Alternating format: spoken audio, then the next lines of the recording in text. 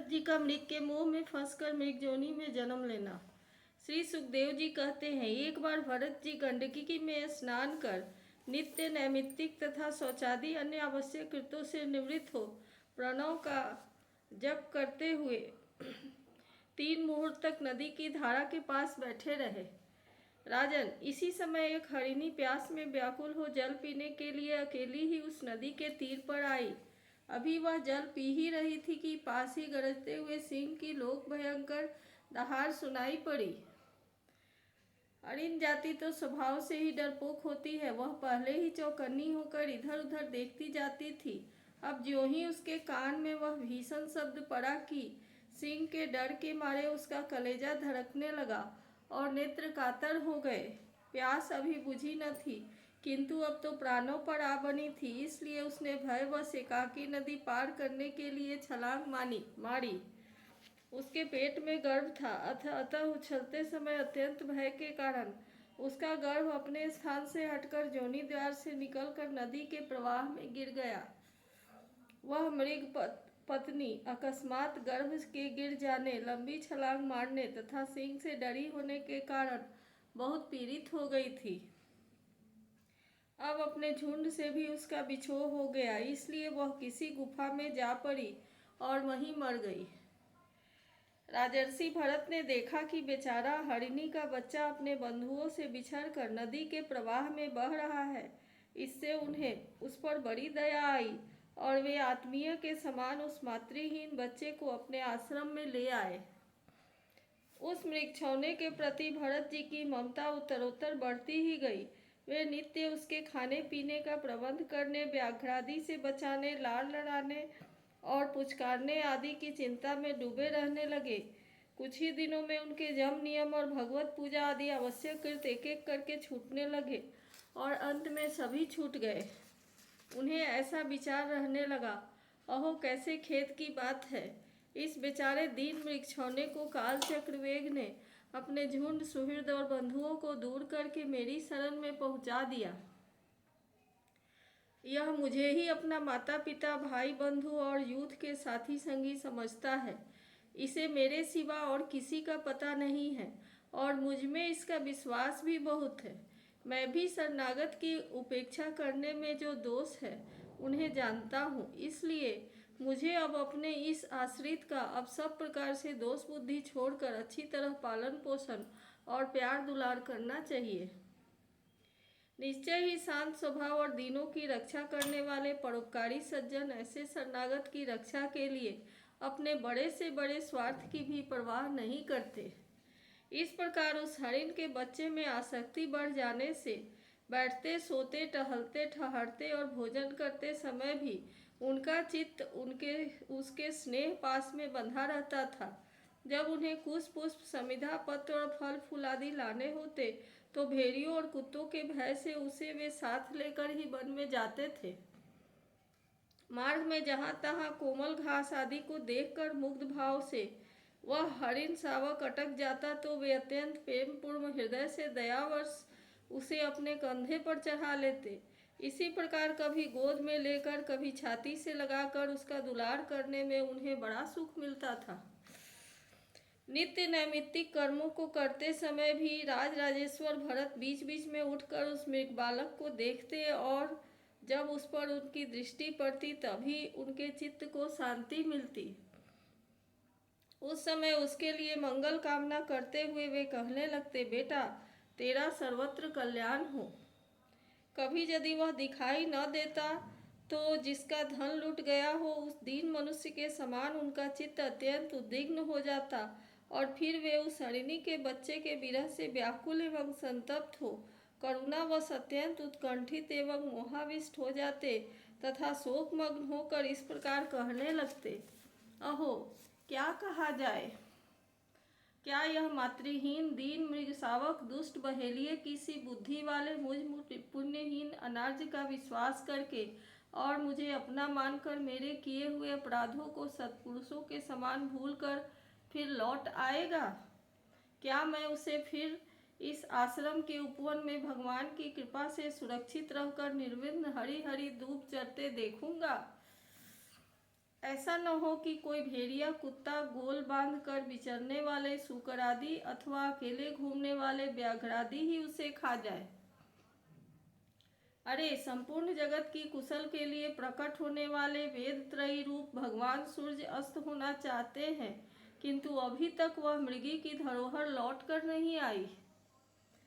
क्या वह हरिण राजकुमार मुझ पुण्यहीन के पास आकर अपनी भांति भांति की मृग शावकोचित मनोहर एवं दर्शनीय क्रीड़ाओं से अपने स्वजनों का शोक दूर करते हुए मुझे आनंदित करेगा?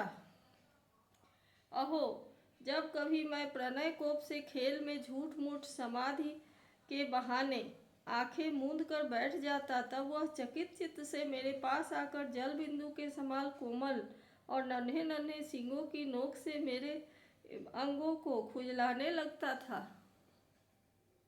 मैं कभी कुशों पर हवन सामग्री रख देता और उन्हें दांतों से खींचकर अपवित्र कर देता, तो मेरे डांटने डपटने पर वह अत्यंत भयभीत होकर उसी समय सारी उछल कूद छोड़ देता और ऋषि कुमार के समान अपनी समस्त इंद्रियों को रोककर चुपचाप बैठ जाता था।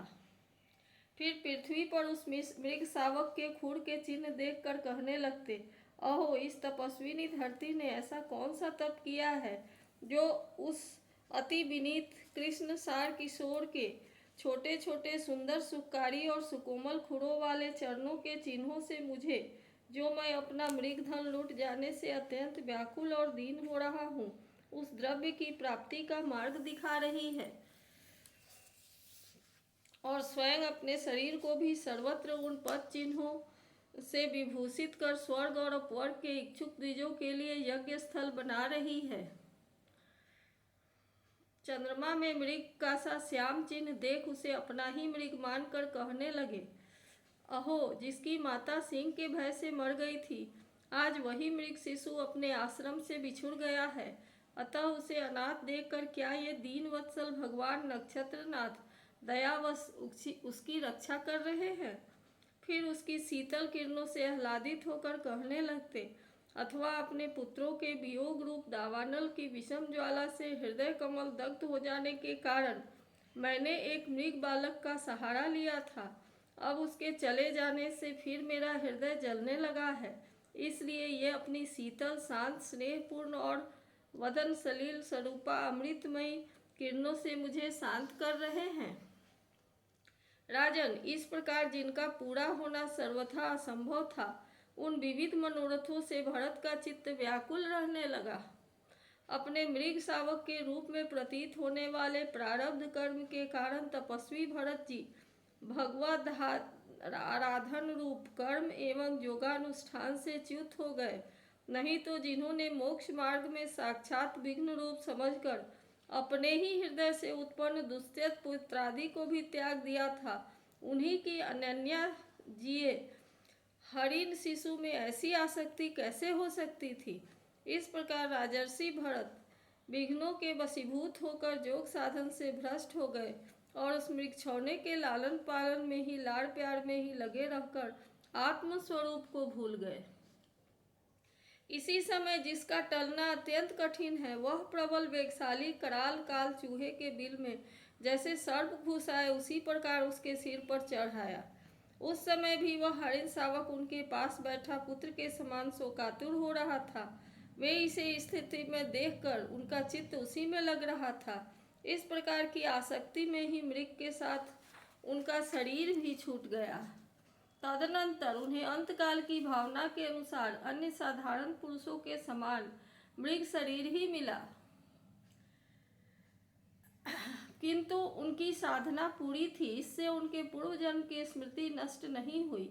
उस जोनि में भी पूर्व जन्म की भगवत आराधना के प्रभाव से अपने मृग रूप होने का कारण जानकर वे अत्यंत पश्चाताप करते हुए कहने लगे, अहो, बड़े खेद की बात है, मैं संयमशील महानुभावों के मार्ग से पतित हो गया। मैंने तो धैर्यपूर्वक सब प्रकार की आसक्ति छोड़कर एकांत और पवित्र वन का आश्रय लिया था। वहां रहकर जिस चित्त को मैंने सर्वभूत आत्मा श्री वासुदेव में निरंतर उन्हीं के गुणों का श्रवण मनन और संकीर्तन करके तथा प्रत्येक पल को उन्हीं की आराधना और स्मरणादि के से सफल करके स्थिर भाव से पूर्णतया लगा दिया था। मुझ अज्ञानी का वही मन अकस्मात एक नन्हे से हिरण शिशु के पीछे अपने लक्ष्य से च्युत हो गया। इस प्रकार मृग बने हुए राजर्षि भरत के हृदय में जो वैराग्य भावना जागृत हुई, उसे छिपाए रखकर उन्होंने अपनी माता मृगी को त्याग दिया और अपने जन्मभूमि कालंजर पर्वत से वे फिर शांत स्वभाव मुनियों के प्रिय उसी शालिग्राम तीर्थ में, जो भगवान का क्षेत्र है, पुलस्त्य और पुलह ऋषि के आश्रम पर चले आए। वहां रहकर भी वे काल की ही प्रतीक्षा करने लगे। आसक्ति से उन्हें बड़ा भय लगने लगा था। बस अकेले रहकर वे सूखे पत्ते, घास और झाड़ियों द्वारा निर्वाह करते, मृग योनि की प्राप्ति कराने वाले प्रारब्ध के क्षय की बाट देखते रहे। अंत में उन्होंने अपने शरीर का आधा भाग गांडकी के जल में डुबाए रखकर उस मृग शरीर को छोड़ दिया। इति श्रीमद्भागवत महापुराणे पारमहंस्या संहितायां पंचम स्कंधे भरतचरिते अष्टमोऽध्यायः।